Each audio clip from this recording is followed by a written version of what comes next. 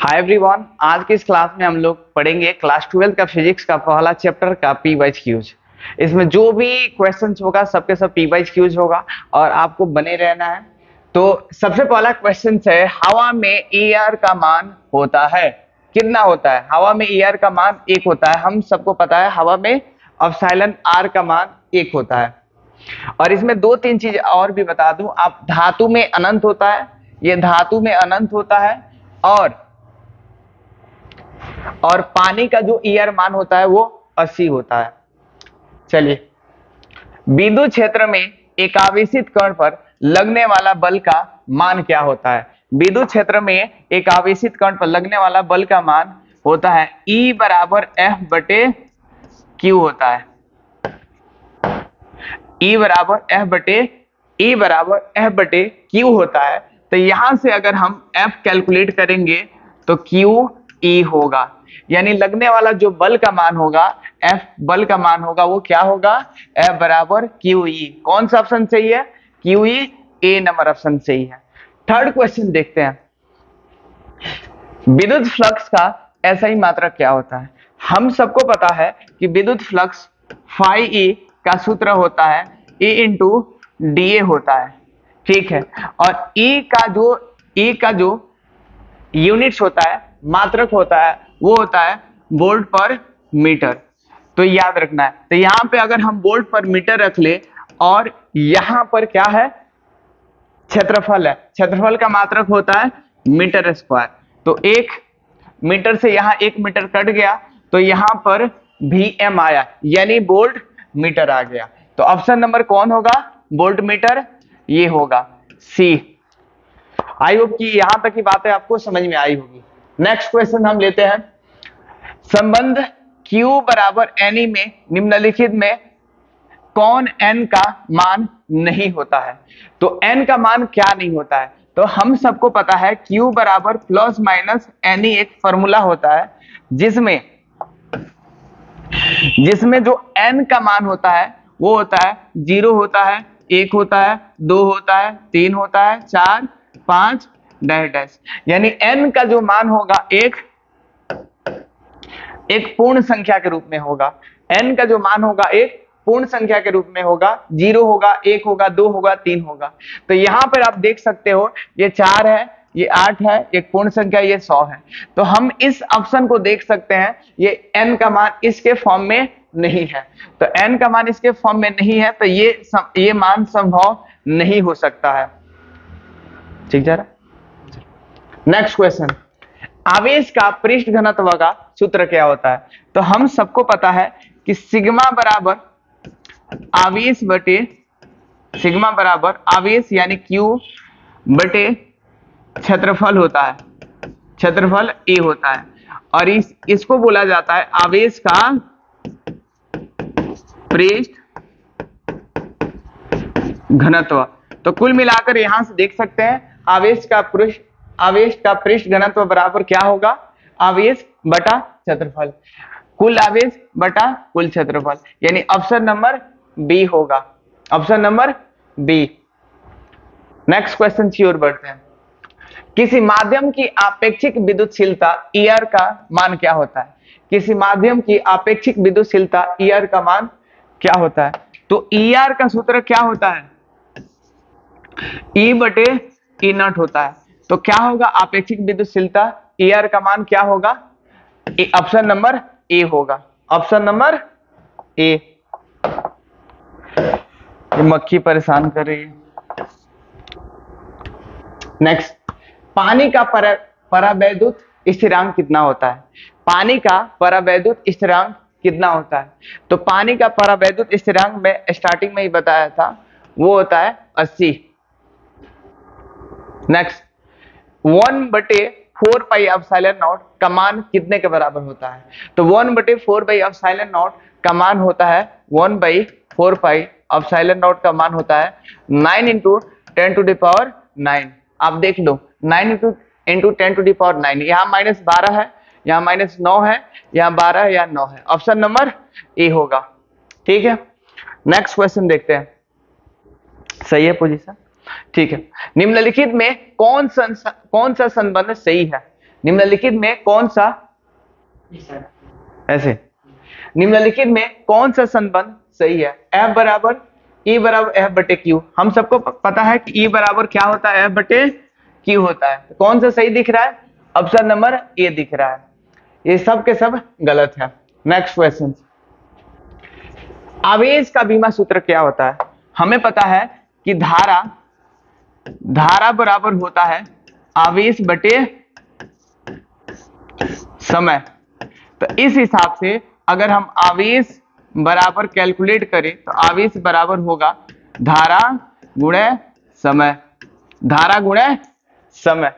तो धारा के यूनिट क्या, हाँ, धारा का बीमा होगा ए और समय का बीमा टी।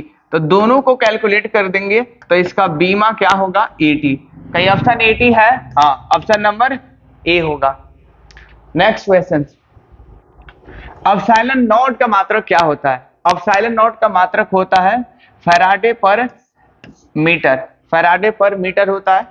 चलो नेक्स्ट क्वेश्चन, किसी दूरी पर अवस्थित दो आवेशित कण के बीच विद्युत बल F है और उनके बीच की दूरी आधी कर दी जाए तो विद्युत बल का मान क्या होता है? मतलब ये है कि दो आवेश है, मान लेता हूं ये Q1 आवेश है और ये Q2 आवेश है, इनके बीच की दूरी R है। अगर हम इनके बीच की दूरी को क्या कर दे, आधी कर दे। कितना करना है? आधा कर देना है। तो यहां पर ये R है तो यहां पे आधा कर देंगे तो R बटे 2 होगा। हमने मान लिया कि यहां पे लगने वाला बल F1 है और यहां पे लगने वाला बल F2 है। इस हिसाब से अगर F1 का मान निकालूंगा तो क्या होगा, K Q1 इंटू Q2 बटे R स्क्वायर। इसी प्रकार यहां पर F2 का मान मैं निकालूंगा तो क्या आएगा, K Q1 इंटू Q2 बटे R बटे 2 का स्क्वायर।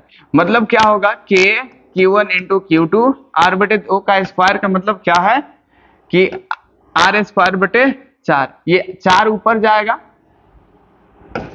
तो हम लिख सकते हैं यहाँ पे K Q1 इंटू Q2 बटे R स्क्वायर। तो देख सकते हैं अगर हम दोनों का अनुपात इसमें निकाले तो क्या होगा, F1 बटे F2 का अनुपात, यहाँ पर K Q1 इंटू Q2 बटे R स्क्वायर, यहाँ पर क्या आया है 4 into K Q1 into Q2 बटे R स्क्वायर। तो हम देख पा रहे हैं ये सारा का सारा वैल्यू, ये इस वैल्यू से सब वैल्यू ये कट गया। तो क्या आया है, F1 बटे F2 बराबर क्या आया है, 1/4 आया है। कितना आया है, 1/4 आया है। तो हमें इसमें किसका मान निकालना है, ठीक है, बेसिकली हमें किसका मान निकालना है, तो लाइक F2 बराबर क्या होगा, 4F1 होगा। F2 बराबर क्या होगा, 4F1 होगा। तो ऑप्शन नंबर क्या होगा, 4F1। ठीक है, यानी F1 का जो मान आएगा, जो कि मैंने यहाँ पर F1 माना है, इन्होंने F माना है, तो इस हिसाब से मिला सकते हो। F2 का मान क्या आएगा, 4F1। ठीक है, ऑप्शन नंबर ए सही होगा। ठीक है, आई होप इतनी बातें समझ में आई होगी। ठीक है, किसी बिंदु पर विद्युत क्षेत्र की तीव्रता का क्या सूत्र होता है? विद्युत क्षेत्र की तीव्रता मतलब F बटे Q होता है। किसी बिंदु पर विद्युत क्षेत्र की तीव्रता क्या होता है, E बराबर F बटे Q होता है। सही है, चलिए तो ऑप्शन नंबर कौन सा सही होगा, E बराबर F बटे Q, E बराबर F बटे Q कहाँ गया जी, हाँ, ऑप्शन नंबर बी सही होगा। नेक्स्ट क्वेश्चन की ओर बढ़ते हैं। जब किसी वस्तु को आवेशित किया जाता है तो उसका द्रव्यमान क्या होगा? आपको मैं बता दूं, मान लो ये हमारे पास से कोई सिस्टम है, एक बॉडी है, ठीक है, चलिए मान लिया हमने एक बॉडी लिया, ठीक है, एक बॉडी है। एक बात बताइए, इस बॉडी से जब किसी बॉडी से इलेक्ट्रॉन को निकाला जाता है तो इलेक्ट्रॉन को निकालने में क्या होगा, जब यहां से इलेक्ट्रॉन रिलीज होता है तो इस बॉडी पे धन आवेश आता है।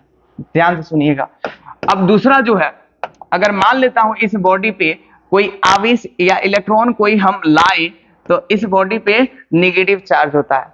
तो यहां से मतलब ये है कि जब एक इलेक्ट्रॉन निकलेगा तो इलेक्ट्रॉन निकलनेगा यहां से, तो इस पे धन आवेश बनेगा, और धन आवेश बनने पर इसका द्रव्यमान क्या होगा, घटता है। इसका द्रव्यमान क्या होगा, घटेगा, क्योंकि एक इलेक्ट्रॉन की कमी हो गई। और जब यहां से एक इलेक्ट्रॉन इस पे आएगा तो एक इलेक्ट्रॉन की अधिकता हो गई, तो यहाँ पे द्रव्यमान बढ़ जाएगा।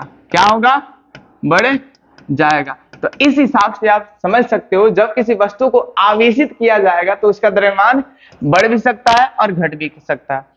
अगर ये बोले होते कि अगर ऋणावेशित किया जा रहा है तो ऋणावेशित करने में क्या होगा, धनावेशित करने में द्रव्यमान घटता है और ऋणावेशित करने में इनका द्रव्यमान बढ़ जाता है। ठीक है, तो इन्होंने तो आवेशित बोला है, तो दोनों प्रकार से चार्ज हो जाएगा, तो इस कंडीशन में बढ़ भी सकता है और घट भी सकता है। चलो नेक्स्ट क्वेश्चन सब, विद्युतशीलता का ऐसा ही मात्रक कितना होगा। विद्युतशीलता मतलब एप्सिलॉन नॉट। आप देख सकते हो जैसे F बराबर होता है (1/4 pi epsilon not into Q1 into Q2 बटे R² होता है। हमें इसका मान निकालना है।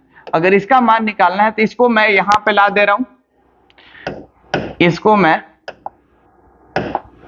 यहां पे ला दे रहा हूं और F को नीचे ला दे रहा हूं। तो आपको मैं बता दूं, इसका यूनिट होता नहीं है। कोई भी कांस्टेंट वैल्यू होता है तो कांस्टेंट वैल्यू का यूनिट निकलता ही नहीं है।